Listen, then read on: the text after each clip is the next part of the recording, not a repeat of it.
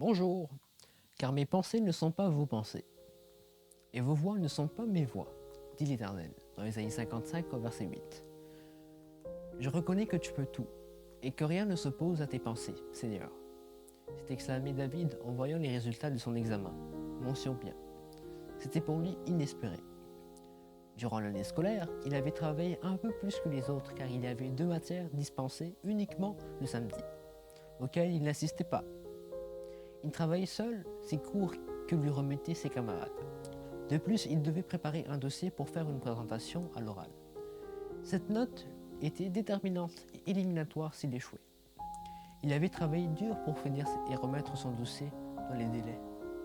Mais la veille au soir, il n'en pouvait plus. Il était à bout de souffle, à bout de force. Plus rien ne semblait vouloir sortir de son cerveau. Impossible de relire et d'organiser son travail. Il essaya jusque tard, dans la nuit, mais rien. Le lendemain, il se remit au travail, mais en vain.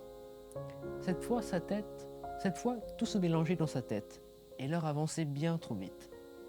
Dégoûté, il ferma d'un bruit sec son ordinateur et s'adressa au Seigneur. « Je n'en peux plus, j'abandonne. » Et il est sorti s'aérer un peu. Il informa qu'il ne se présenterait pas à l'oral et qu'il reviendrait l'année prochaine passer cet examen. Il était le seul à avoir abandonné si près du but. Il avait fait tant de sacrifices.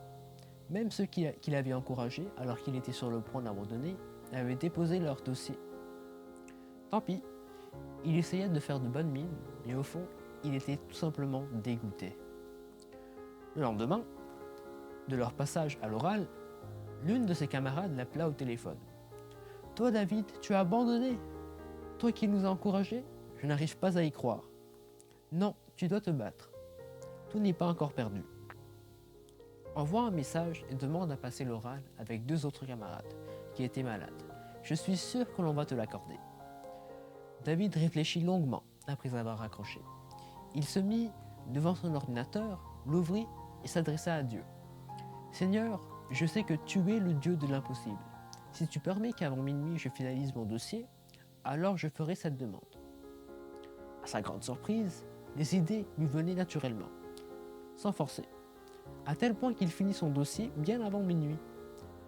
Le lendemain, il l'appela avec beaucoup d'appréhension.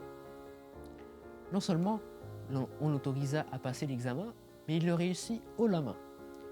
Il comprit que le Seigneur avait envoyé une messagère, en la personne de sa camarade, pour lui parler que parce que c'était cette année, et non l'année suivante, que Dieu avait résolu de lui accorder la réussite.